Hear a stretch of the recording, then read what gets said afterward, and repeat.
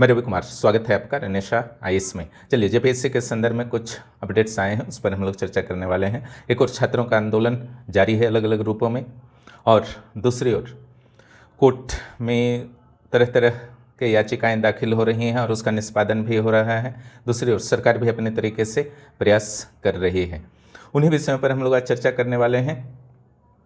जैसा कि जो लेटेस्ट न्यूज है आपका, एक समाज सेवी के द्वारा एक पीआईएल दायर कर दिया गया है सुप्रीम कोर्ट में। पब्लिक इंटरेस्ट लिटिगेशन होता है जो कोई भी जारी कर सकता है, जिसमें व्यापक जनहित के मुद्दे हो, जैसा कि आपने पॉलिटी में पढ़ा होगा। तो 14 जेपीएससी के संदर्भ में यह दायर किया गया है कि यहाँ पर व्यापक पैमाने पर भ्रष्टाचार हुई है, इसलिए सीबीआई की जांच होनी चाहिए। तो सुप्रीम कोर्ट के 3 न्यायाधीशों की पीठ इस पर फैसला सुनने वाली है सोमवार को, 24 अगस्त को, यानी कि कल, है ना। तो कल जो है बहुत महत्वपूर्ण दिन होने वाला है झारखंड के लिए, झारखंड के जेपीएससी के अभ्यर्थियों के लिए। इस दौरान उन समाज सेवी से झारखंड के सीजीएल एवं अन्य छात्रों ने भी आग्रह किया है कि उनके मामलों को भी उसमें अटैच कर दिया जाए। तो देखिए क्या होता है आगे, उस संदर्भ में कल ही जानकारी प्राप्त हो पाएगी। सीबीआई की अनुशंसा आदेश सुप्रीम कोर्ट के द्वारा दिया जाता है या नहीं, या फिर नोटिस भेजा जाता है। दोनों संभावना है, या तो आदेश से दिया जाएगा या फिर नोटिस भेजा जाएगा झारखंड सरकार को।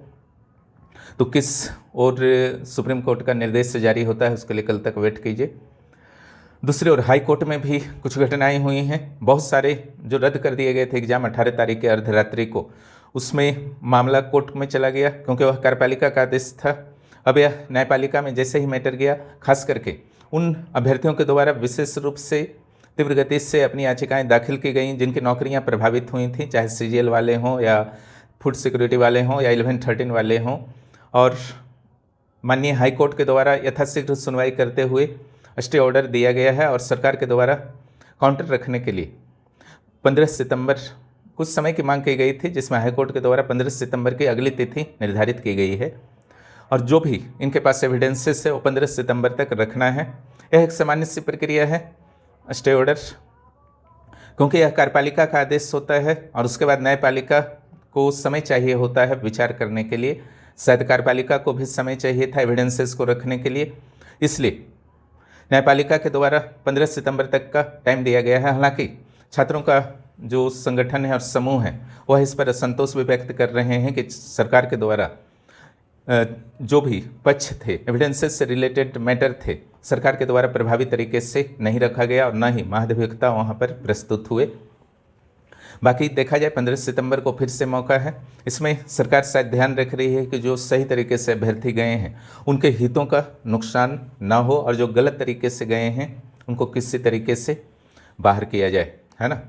और यह सिद्धांत भी है कि अगर यह संभव है कि गलत तरीके से कुछ अभ्यर्थी अगर शामिल हो गए हैं फाइनल सिलेक्शन में, उनको निकाल बाहर करना संभव है तो उनको निकालने पर विशेष ध्यान देना चाहिए, न कि जो पूरे अभ्यर्थी हैं सारे को दंडित किया जाना चाहिए।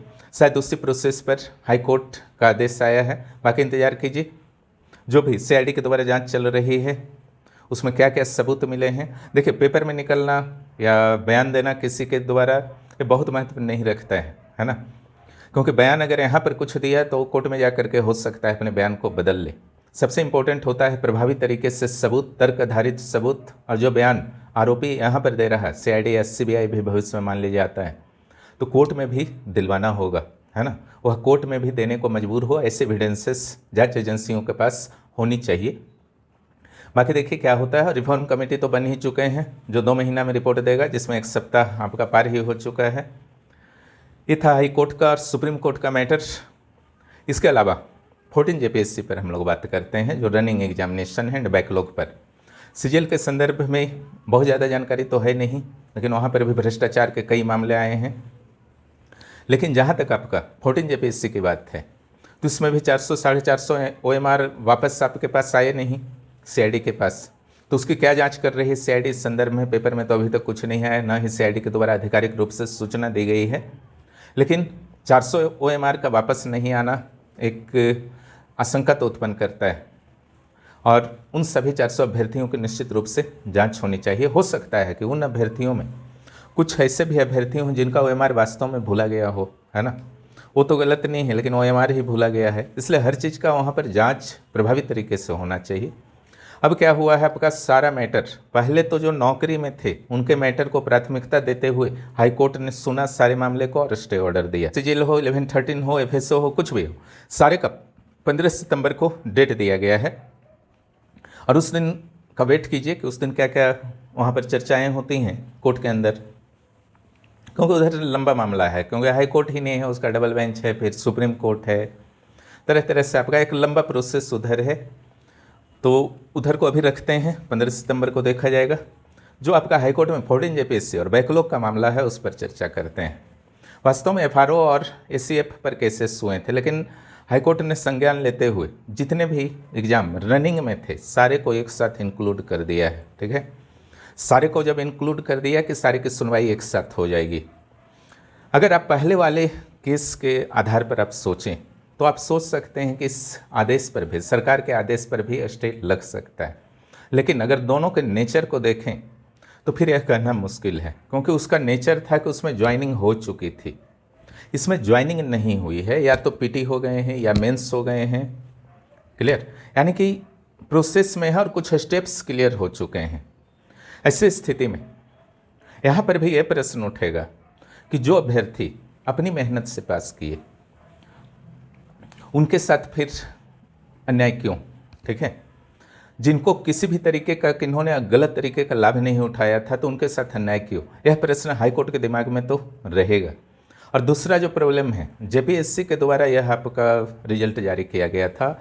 जेपीएससी ने रद्दीकरण का नोटिस जारी नहीं किया, बल्कि सरकार ने जारी किया है, तो कुछ विधिक मुद्दा भी उठ सकता है। तो यहाँ पर बहुत सारी संभावनाएं हैं। पहला, या तो स्टे लगवा दे और जांच तक एग्ज़ाम को कहा जाए कि जांच तक एग्ज़ाम को रोका जाएगा। दूसरा, मुख्य परीक्षा को। दूसरा, ये संभावना है कि स्टे नहीं लगाए और सरकार को नोटिस दे दे। स्टे इसलिए भी नहीं लगा सकता है क्योंकि अभी कौन जो एग्ज़ाम हो रहा है, अध्यक्ष सदस्य तो है नहीं, अध्यक्ष सदस्य के बारे में भी बात करते हैं। दूसरा, ये संभावना है कि सरकार को और जेपीएससी को नोटिस जाए।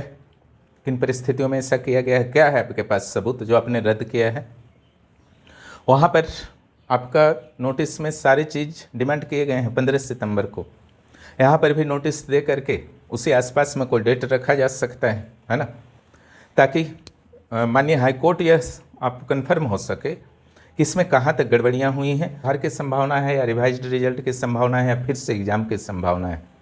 तो हर पहलू पर माननीय हाईकोर्ट कंफर्म हो लेना चाहेगा। तो 2-3 संभावनाएं हैं इस सारे एग्जाम्स के संदर्भ में, है ना, क्योंकि एफआरओ एसीएफ पर भी कई तरीके के आरोप लगे हुए हैं। तो हाईकोर्ट के समक्ष ये सारे आरोप नहीं पहुंचते हैं, वहाँ नहीं पहुंचते हैं कि किस आधार पर रद्द किया गया है। तो नोटिस से जा सकता है या फिर स्टे लग सकता है। स्टे लगने की संभावना कम है, नोटिस से जाने की संभावना अधिक है ना। अगर ये होता है तो जो भी 18 तारीख को जितने भी डिसीजन आए थे सारे के सारे जो हैं बैक हो जाएंगे एक तरीके से। तो जो क्या आंदोलनकारी थे उन छात्रों की हार हो गई? नहीं, हार तो नहीं हुई। ठीक है, आपके प्रयासों से ही मैटर इतना दूर तक पहुंचा, जांच तक पहुंचा, कोर्ट और सरकार ने सीरियसली लिया, रिफॉर्म की संभावना बनी और कैलेंडर पर बात हुई, झारखंड में पारदर्शिता पर बात हुई। क्योंकि वर्तमान जो नियुक्तियाँ हो चुकी हैं चाहे किसी भी पोस्ट पर हैं, वो दोधारी तलवार की तरह है सरकार के लिए। एक और चयनित अभ्यर्थी हैं तो दूसरी ओर भ्रष्टाचार के शिकार युवा हैं जिनका सिलेक्शन हो सकता था अगर भ्रष्टाचार नहीं होता। अगर इधर के बारे में डिसीजन लेते हैं तो उधर वाले के साथ अन्याय होता है, उधर के पक्ष में डिसीजन सरकार लेती है तो इधर के पक्ष के साथ अन्याय होता है। अन्याय तो हर पक्ष में होना है और किसी न किसी को तो आज या कल कुर्बानी देना ही होगा। आदेश चाहे माननीय हाईकोर्ट का हो या सरकार का हो, एक पक्ष की तो कुर्बानी उस सेक्शन में जानी ही है। ठीक है, परीक्षा परमानेंटली रद्द हो जाता है तो उनमें से जो सही तरीके से एंट्री लिए थे चाहे किसी भी एग्ज़ाम में, निश्चित रूप से उनके साथ अन्याय हुआ। अगर परीक्षा रद्द नहीं होता है, कायम रहता है, तो इनके साथ अन्याय हो जाएगा। जो डिजर्व करते थे वो प्रवेश नहीं कर पाए। तो इसका रास्ता क्या है? रास्ता बस सही है कि जो गलत तरीके से एंट्री किए हैं उनको बाहर कर दिया जाए पहचान करके। और सिंपल सी बात है, ये इतना आसान नहीं होता है। मान लीजिए सीजीएल में आरोप लगाया जा रहा है कि 120 क्वेश्चन लीक था, कौन कौन पढ़ा कौन नहीं पढ़ा यह बताना मुश्किल है। कोई एक लड़का है, उसने पढ़ा मोबाइल में और उसी के साथ कोई और पढ़ लिया, तो साथ वाले का तो कोई सबूत नहीं है। तो जब इसका सबूत सरकार दे पाएगी कि बहुत व्यापक पैमाने पर गड़बड़ियाँ हुई हैं, एजेंसी के आधार पर गड़बड़ियाँ हुई हैं, आयोग के द्वारा गड़बड़ियाँ हुई हैं, तब पूरी प्रक्रिया आपका समाप्त हो सकती है। और अगर किसी खास लोगों को पहचान करके सरकार बाहर करे तो शायद दोनों पक्षों के साथ न्याय होगा, अगर वो संभव है। बाकी इंतजार करना है कहाँ तक पहुँचता है। तो वो दो धारी तलवार की तरह है, लेकिन रिफॉर्म जो है इससे सकारात्मक है और एक धारी है, यानी कि सिर्फ और सिर्फ न्याय होगा।